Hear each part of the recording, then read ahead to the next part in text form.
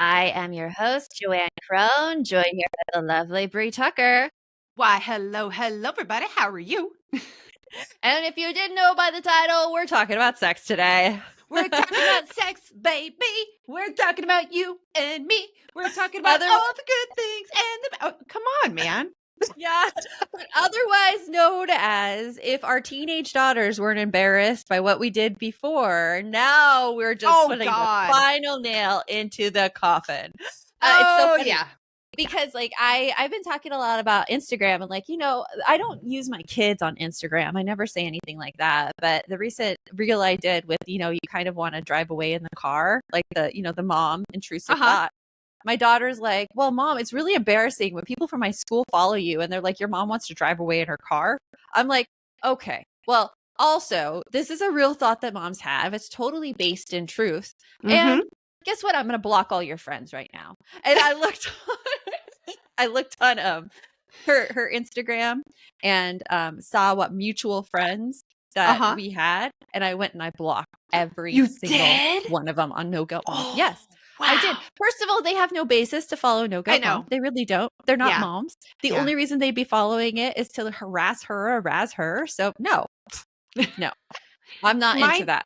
Mine don't they don't just not follow us. They get upset if I try to talk to them about anything about work. They're like, nope, don't want to know. I don't want to know. I want to know.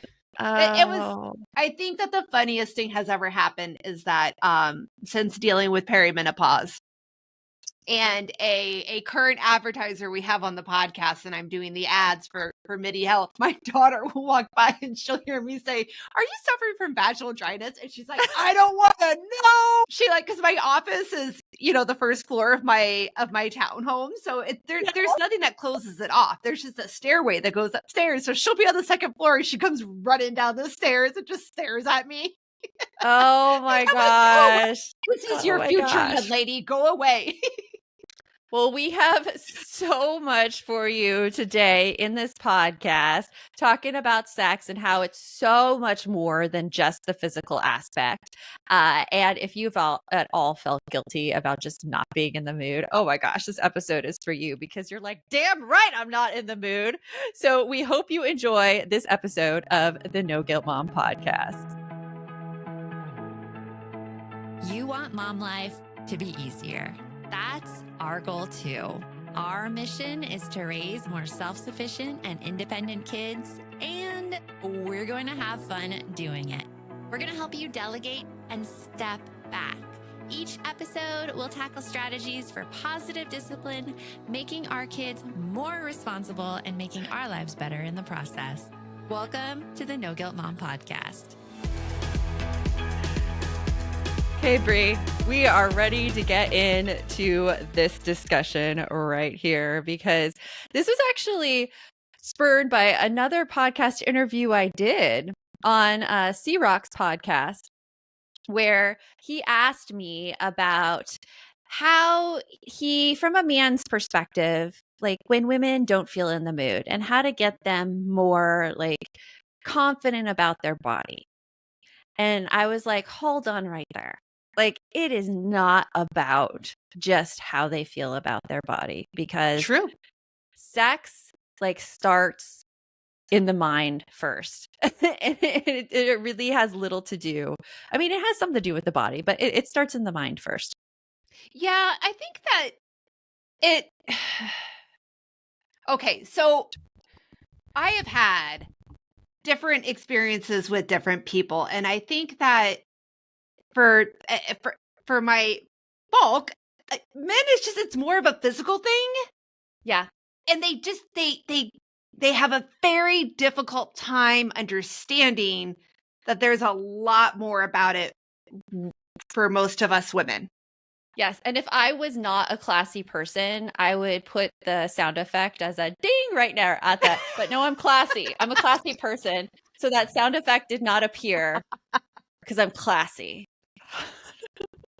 I'm classy, Bree. The ding or boing. Classy. I'm classy. It didn't happen. Right. It's just I feel like it's a scenario that like so many of us understand. Like, no matter who you are, no matter what your day looks like, chances are good that like a typical day for us, like we have work that we do either in the home or outside the home. We normally come home, then we have household tasks to do. The kids are wanting our attention. They're wanting hugs. They're touching my dog alone, the licking. My dog, like we've decided he must have some degree of OCD and he like licks when he's anxious. Oh my gosh, my dog licks as well. Like I can't get her away from me. Like there is no point in the day if she's by me where I like feel there's not another being on me. Like my dog has the same thing. It's like mine will even do the weird thing where he's like licking and staring at you at the same time. Like, is this okay? Can I keep licking your leg? Okay, I'm gonna get the skin off it. Here we go. But anyway, I digress. The point is lots of touching, lots of kneading. And then like maybe you're hot because you were in the kitchen. Like it's summer here in Phoenix. So anytime I have to cook, I am hot because it's like, oh my God. Just to add to that, like yesterday I was cooking in the kitchen and I was just sweating and even like putting the air conditioner down. It's like horrible. Dripping. You're dripping. Yes. I had one night where it was just me and my husband and I just like threw off the shirt and was cooking in my bra. I've done that before. Like, this is interesting. I'm like, I've done that. I've been in my athletic bra. And I took a pan out of the oven and now I have a nice little scar line right there, right under my rib cage because I wasn't paying attention to the pan hit me right there. I have a scar from a hot cookie sheet coming out of the oven. Oh, so be careful if you're cooking naked and it's hot. But like, should we do an episode about cooking naked or cooking naked? Sparsely dressed? Is that a thing? Sparsely dressed. Yeah. Leave us a comment. We have to think about. Leave us a comment. I want to know if that's a thing. Like if that's a common thing. I thought I was unique. Apparently not. But you and I have a lot of the same thought process. So I'm not surprised that you and I would do something similar. Like actually, we show up in the same clothes a lot of times, even during the day. That's true. That's true. But yeah, so like you are done. You have just had so much going on. You finally get the kids to bed. You go in your room and like you just to take a shower and go to bed. And your husband, like you walk in and he just looks at you with those little eyes and does a little eyebrow thing, you know. The eyebrow thing. You're like 16 candles. Yeah. Yeah. And you're just like, you're like, no. And they're like, you never want to do anything. If you only knew. Yes. If you only need, it's like, it's the hardest. Haha. Dirty. Sorry. Anyways. That's what she said. That's what. Wait, hold on. Again, okay. I'm classy, Brie. I'm classy. I don't make those jokes. I would have made a hardest joke, but I didn't because. Because you didn't? Wait, hold on. Because I did. There you go. Take that in. It's a little late, but you know, hey. It's so interesting though because we had Amelia Nagoski on the podcast. She wrote the book Burnout with her twin sister Emily, and Emily is also, I believe, she's the sex therapist. Maybe it's a researcher or a sex researcher, and she wrote the book Come As You Are, which Brie has right here: the surprising new science that will transform your sex life. And I believe in the book she digs into these things about how it is in the brain and also like there's so much other stuff going on. I mean, you list right here, Brie, stress and high levels of cortisol can decrease your libido, which I mean, which woman doesn't have high levels of cortisol and stress in their lives? Exactly. All of us do. Mm-hmm. And knowing like all the things you have to take care of during the day, like that means like you're saving energy. Yeah. Well, and actually, so like oddly enough, as we were getting ready to do this podcast, you and I both belong to Tia Medical, which they have a location here in Phoenix, LA, and New York, I believe. And it's just for women. It is just a doctor's office for women. Mm-hmm. And it just so happened that 2 days before we did this, they had a Zoom session about sex and pleasure. And so I sat in on that. I was like, I'll do some research. And I got some interesting information that, like, when they said it was both a light bulb and a duh like what they said made so much sense. So like they talked about how like if you were tired, if you're not getting enough rest, that not only are you tired, but that it also decreases your body's ability to produce hormones that are needed for everything, for stress resilience, for your libido, for like all of that. And so instead of thinking like I'm just tired, if I just get some more sleep tonight, I'll be fine tomorrow or whatever, it doesn't work that way. Like you have to get back on to adequate amount of sleep for your body to get back to normal. So it's like a cumulative thing, right? So like if you're not getting enough sleep during the week, it's not like you can catch up on weekends and be fine. Exactly. So like so that was something that I definitely was like, well, that makes sense, because I felt like such a horrible wife right after I had my kids, and they like I didn't want to do anything. Like I was like too tired. I wasn't interested in sex, and I felt like I was a horrible wife because here my husband wants to connect with me, and I've had babies sucking on the boobies all day, been puked on, peed on, pooped on. I'm tired. I don't even have the energy to take a shower, and I'm a bad wife because I have absolutely no sexual attraction to this person. But knowing that the stress and the touched out and the not getting enough sleep, like if I wish I had known then, and or like my husband had known then that could have such a big impact. It could I think have, and maybe I think he would have tried things differently. women put like so much pressure on themselves, like when they aren't in the mood for sex and sexual attraction, because like I've gone through those guilty feelings as well. And I'm going to share what I went through right after this. So we're talking about like the guilt that comes from not wanting to have sex with your partner. Because I think it's an issue that no one really talks about. And like you see on Sex and the City, I always used to watch that show and I'm like, how do they have the energy for this all the time? Oh, wait, not all of them do. They don't have any kids. And the one with the kid, Miranda, has no energy whatsoever and is mad at Steve all the time. Yeah. Okay, that Sounds checks. right. That checks. So like it's this tiredness thing. And even like I have ulcerative colitis and I'm dealing with like a long-term disease on top of it. And yet I still give myself guilt. Like even if I am in pain and going through a flare, I'm like, I'm so sorry. I have a flare right now. I feel really bad. It's like, dude, when are we going to like give ourselves permission to actually honor our own bodies instead of like thinking that our bodies are just there as an instrument for the pleasure of our partner? Okay, I think I actually have a theory about this. Okay. Because we hear all the time about the importance of keeping that physical relationship going. And in a marriage, you have to keep the physical relationship going. And I feel like for a lot of us women, that just becomes another check on the checklist. Yeah, another it does. chore we have to do to be a good wife. What do you think? What do you think? Well, yeah, I think so. And I think like the physical relationship is actually a lot more than just penetration or like orgasm. Yes, it is. It's cuddling, it's hugging, it's sitting next to each other. It's like giving your partner a kiss. Like that counts as the physical relationship as well. And I don't think that is acknowledged quite as much as it needs to be. Another thing I think really gets in the way is we talked with the author who came on recently who wrote On Our Best Behavior about, the 7 deadly sins that really infiltrate women's lives. And one of those sins is lust. And this was really brought to the forefront of my mind when I was reading this book called Margot's Got Money Troubles, which I've been talking about a lot lately, by Ruthie Thorne. It's fiction.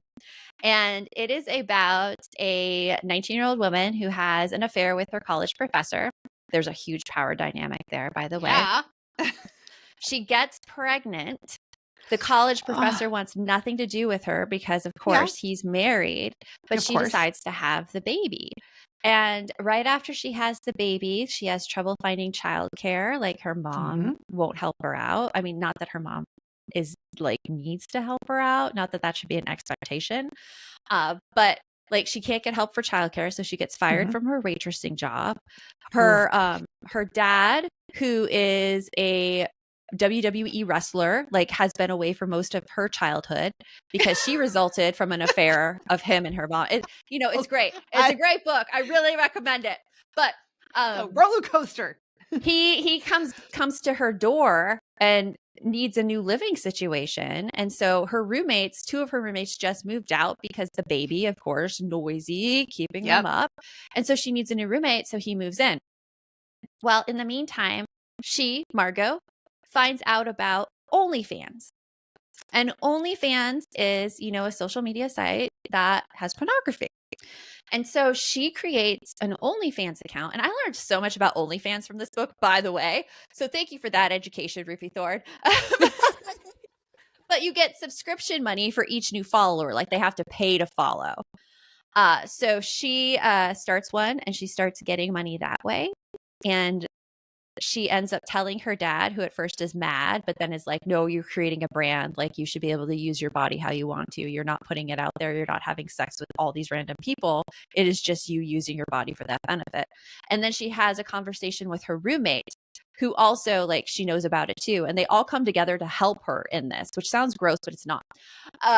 But her roommate is like, why are all these people calling you a slut? Like, what's the difference between a woman who is married, who is using her body in marriage with sex, or who is like seen on the street as pretty versus someone who goes on OnlyFans and is seen as pretty and her body's an object there as well?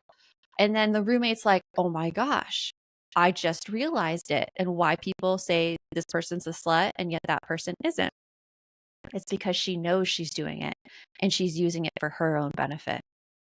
And I was like, oh, like it really made you think about how women's bodies are viewed. Because in the context of like a marital relationship, it's seen as fine. Like act as kinky as you want, whatever. Like your husband comes in, like admires you, whatever. But if you do it outside of that and you use it to your own benefit, and especially you use it to make money, then you're a slut. Like exotic dancers.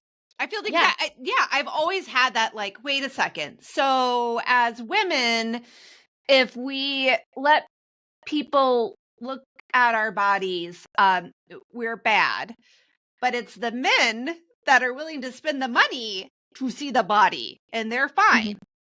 Yeah. But we're bad because and I just mean we as like collective we. Like I've always found that dynamic very interesting. Like it is.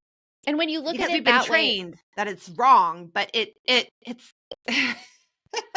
it's complicated. It is so complicated. So like if you're listening right now and you're like, oh, that is complicated, and you're just feeling guilty for not being in the mood. Well, yeah, I mean, this is such a complicated issue and you don't have an on-off switch. There's so much going on in our brains when it comes to this.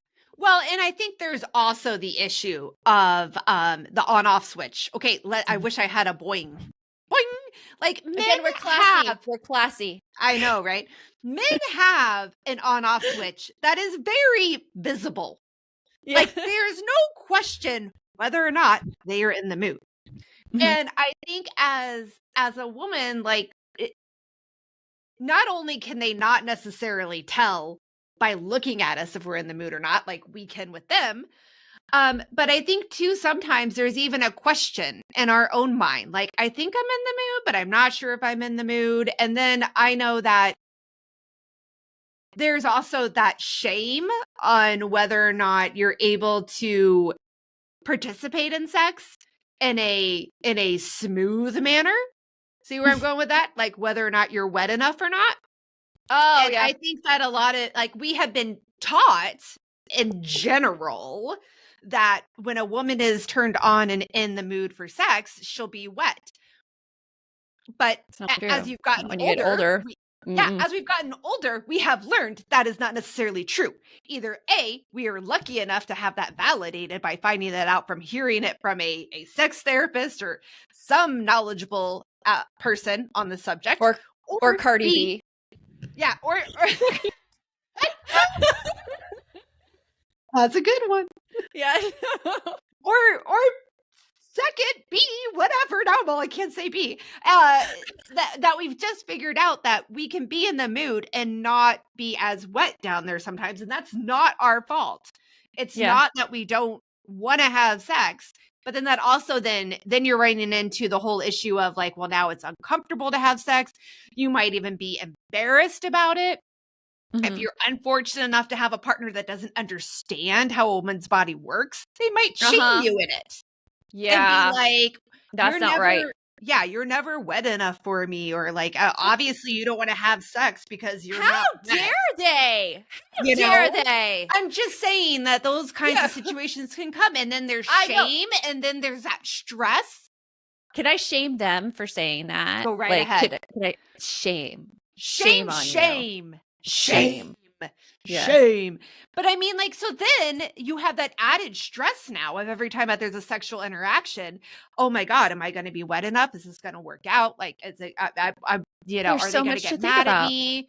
And like, and maybe you don't like the feeling of lubricant. So then it's like, oh, now we're going to have to use lubricant, and I don't like lubricant. Like, there's a lot of things that then now your brain is on overload, and sex is like gone.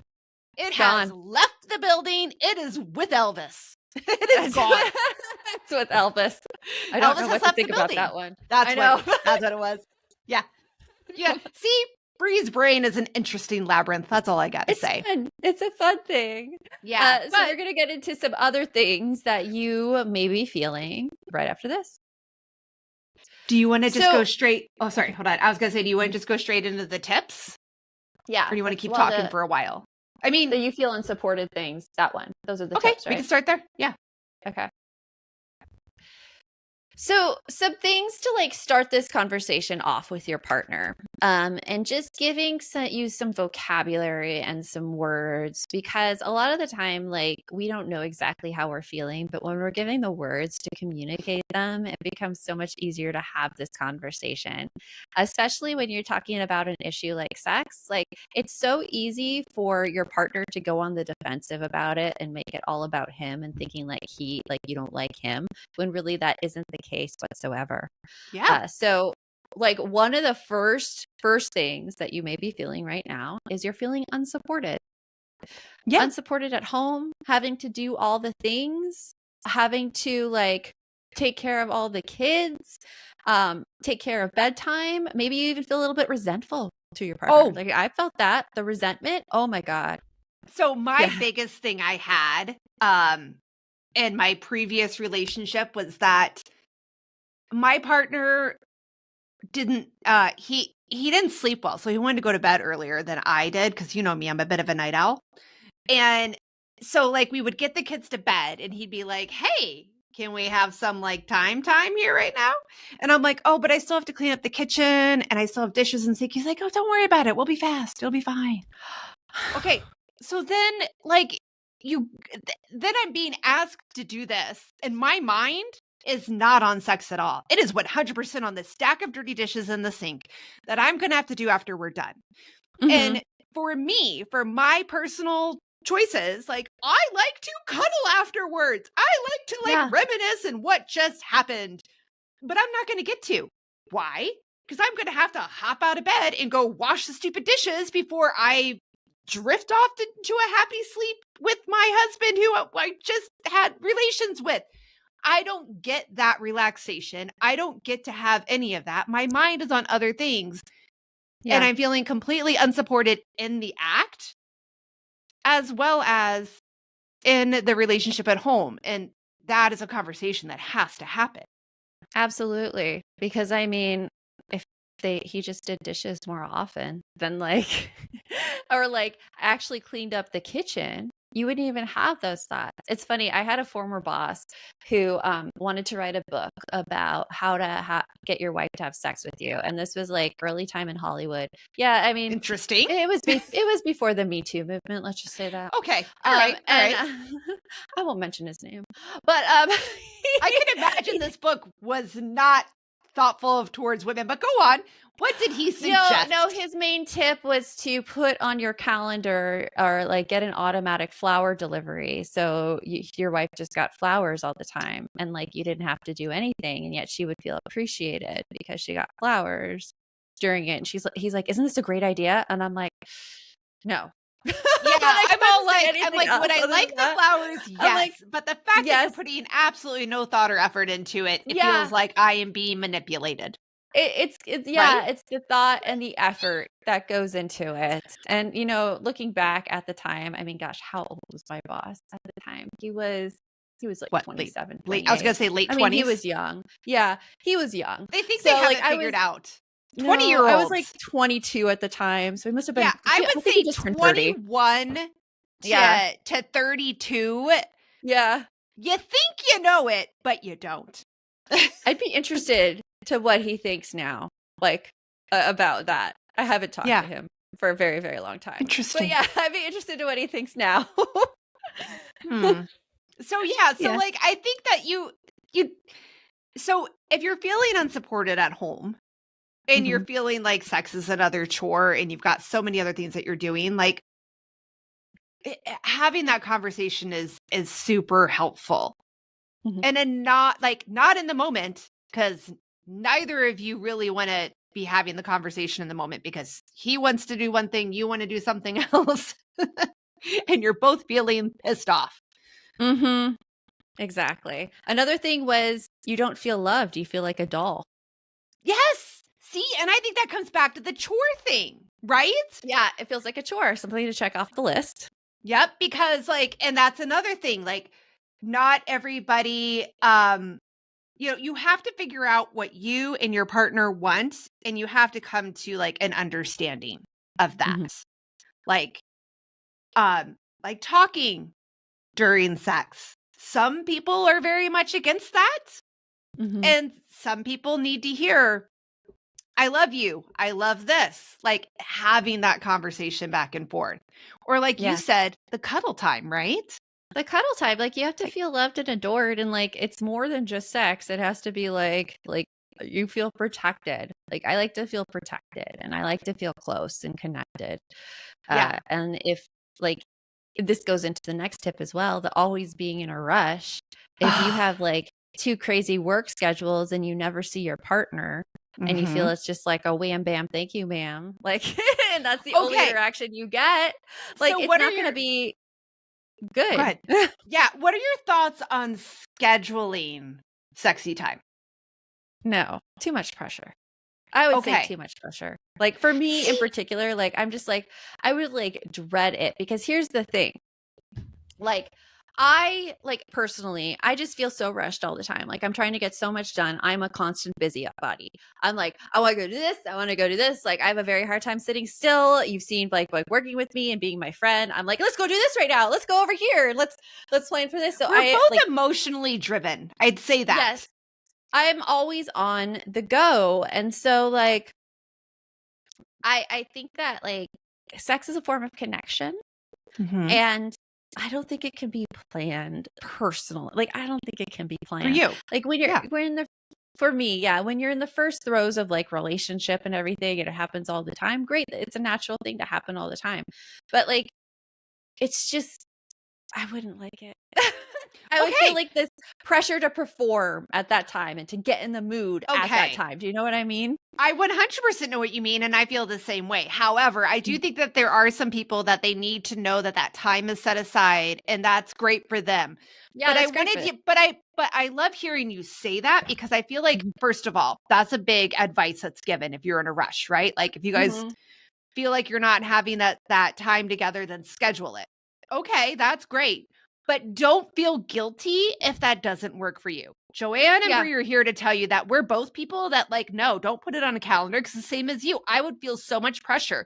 I'd be like, crap, I really hope I don't get a migraine today. I got to do everything I possibly can to not be, tired. I got to make sure that no matter what I'm doing today, that I don't get a headache. I don't have a stomach ache, no cramps, like nothing, because I have to be 100% in the mood because, oh my God, it's on the calendar.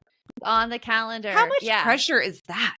It's a lot of Like, pressure, and it puts more pressure. yeah. And I think it goes back to being on the to-do list. It's something Yeah. on the to-do list. I think for some and I think- people it works, but it doesn't work Yeah. for everybody. And don't beat yourself up if it doesn't for you. Exactly. And I think for that always in a rush thing, the way to fix that is to make your schedule a little clearer, or go away with your partner. I find that I like love that. I don't get headaches when I'm away. Like when I'm on vacation, my shoulders relax, like all the headaches and symptoms go away. And I'm like, whoa, I'm a healthy being right now. What am I doing in my day-to-day life that Now I'm like that I will experiencing plan this? for. Yeah, that I will plan for. I'm fine with that. Like, Vacation.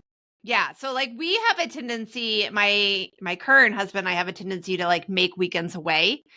Mhm. And we typically would do it on the weeks that the kids were with their dad. And I loved that. I always loved it because like we would just find a place and just go, and just 2 days away from the dog and the house and just everything. Just, it lets you have that, like you just said, where you're much more relaxed. You're able to connect. There's no pressure.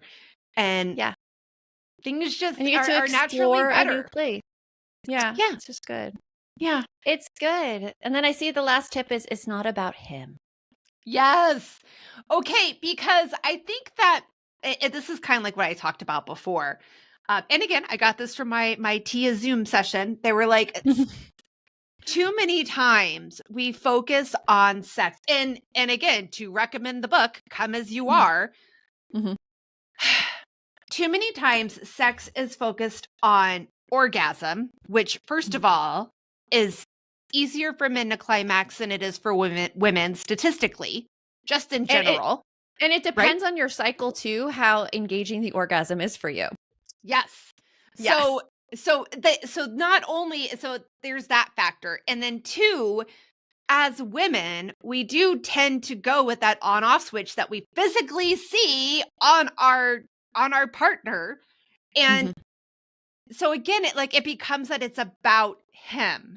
Yeah. And not it's about him. us. And we don't No, think, and we don't give ourselves the consideration that we need. Like we've been telling you this whole episode. You're tired, you're stressed. It's not a good time to try to have sex. But it's also that feeling that you're being selfish. Like Yes. that always comes in. Like don't like you Yes. feel so selfish having any attention on you whatsoever. And it's just part of like how we've been raised, I think. And I want to say like it's definitely a Generation X thing. Millennials are kind of on the cusp. Although my daughter says I'm a Generation Xer who's barely a millennial and pretending I'm a millennial. And I took really big offense to that because she doesn't know me. I think she's just the teen pushing the buttons. She just wanted to push We my talked button. about this the other day. Teens are vicious. But it's They like are vicious. this whole feeling of like you're selfish. You Yeah. like don't put the attention on me because then I have to perform in a way that's gonna make you happy. That's the thing. It's like Yes. you don't even think about yourself. You're like, I need to perform in a way that's gonna make you happy and not gonna make you upset. And how many times have you been in a sexual encounter with your partner where they came, you did not, and it was perfectly fine? Like what I mean is like your partner was like, oh, well, she didn't come. Oh, not for my partner. No. Okay. No, but It's I mean always like, said like have to be equal. And okay, but that's if it, fantastic. but I'm if it happy for can't- you with that. But like sometimes like if it can't be equal, I'll be okay with it. I'll be like, you know what, this is a lot of work right now and I have a lot on my mind and it's just not going to happen. I'm It's sorry. one thing if it's you saying that, but I mean, like, Yeah. I think a lot of us sometimes, like, the expectation is that when the man orgasms, okay, sex is done. And Okay, that, so here I go to the men again. Shame on you. Shame. Like there's my finger. Tisk, men. Tisk. No. That is not Yeah. how it should be. That is No. not it. no, No. like, and if you guys are in a position where, I mean, I'll admit it, I was in my mid 30s before I had an orgasm. I did not know how to do it. I was, I was dumb and had subscribed to the thought process that some girls just don't get orgasms. It's just, some girls just don't. And yeah, don't even. Did you ever read Cosmo or anything like that? I don't know how to answer that. I mean, yes, but like, it wasn't something I had convinced myself that some people, because again, that is a rhetoric that goes around that like some women just do not have orgasms or cannot get orgasms through penetration sex, and so I had just believed that's where I was. And again, my point being of this whole story, I just totally put myself out there on that one. But the point of this story is that I'm about to shame someone very in particular right now because I know how those ages line up. Girl. This starts all the way back in college. So yeah. But I had to learn what was good for me. And that meant I had to like let go of that shame, or that like I couldn't handle an audience.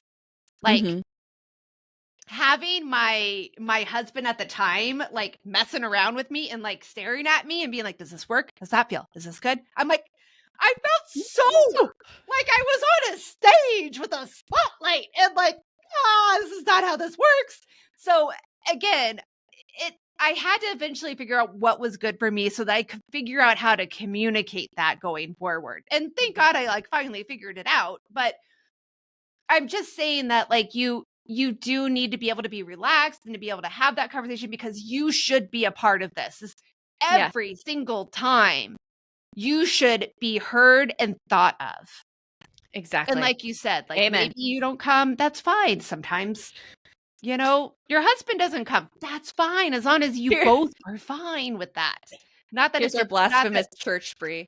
Amen. Yeah. Sex yes.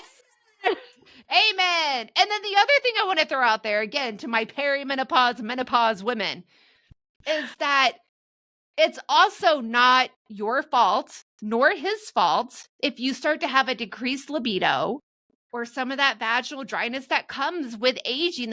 It's normal. Talk about it so that he doesn't take offense to it, because it's not something you can control. And I feel like sometimes it kind of goes back into that whole, then he thinks that he sucks, and then there's this shame that starts swirling around all of it again, and then it's a pressure thing. Yeah. No, so like all of this is all about education. And the fact that you're listening to this podcast and you've made it to this point so far, we hope that we've armed you with some things that you could feel less guilty about how you feel about sex and through sex, and hopefully give you some avenues to explore. And know that you're not alone, right? And know that you're not alone. Exactly. The book is phenomenal. Come As You Are. We're going to put a link in the show notes for that. And I feel like my sign off has a double meaning today. Remember, the best mom is a happy mom. Take care of you, and we'll talk to you later. Thanks for stopping by.